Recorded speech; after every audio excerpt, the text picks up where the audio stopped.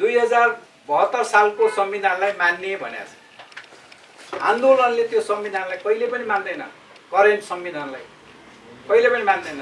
46 सालमा हामीले फालिदिएको हो, जलाइदिएको हो, संविधान जल्यो, हामीले अर्को अन्तरिम संविधान ल्याएको।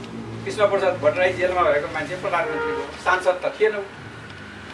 यस्तै यो संविधान भन्दा माथि चाहिँ जनता हुन्छ। कुनै पनि देशको संविधान भन्दा माथि जनता हुन्छ। संविधान भनेको जनताको लागि, जनतालाई मन परेन आन्दोलन गर्छ, आन्दोलन लेख्या हुँदैन त्यहाँ संविधान। तर अहिले के खेल खेलिरहेछ भने यही संविधान मान्ने, सुशीला आफैले संविधान मान्ने, त्यो सुशीला संविधान मान्ने हो भने सुशीला प्रधानमन्त्री हुँदै हुँदैन।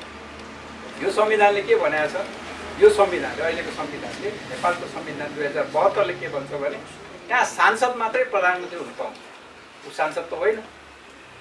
त्यसकारणले ऊ आफै अवैध हो।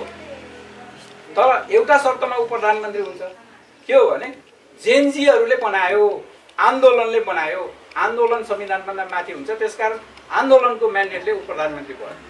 त्यसो हो भने उसले के भन्नुपर्छ भने यो पुरानो संविधान काम लाग्दैन, किनभने म प्रधानमन्त्री नै हुन्न नि त। त्यसकारण अब अन्तरिम संविधान 10 पेजको अन्तरिम संविधान अथवा 6 पेजको अन्तरिम संविधान बनाउनु।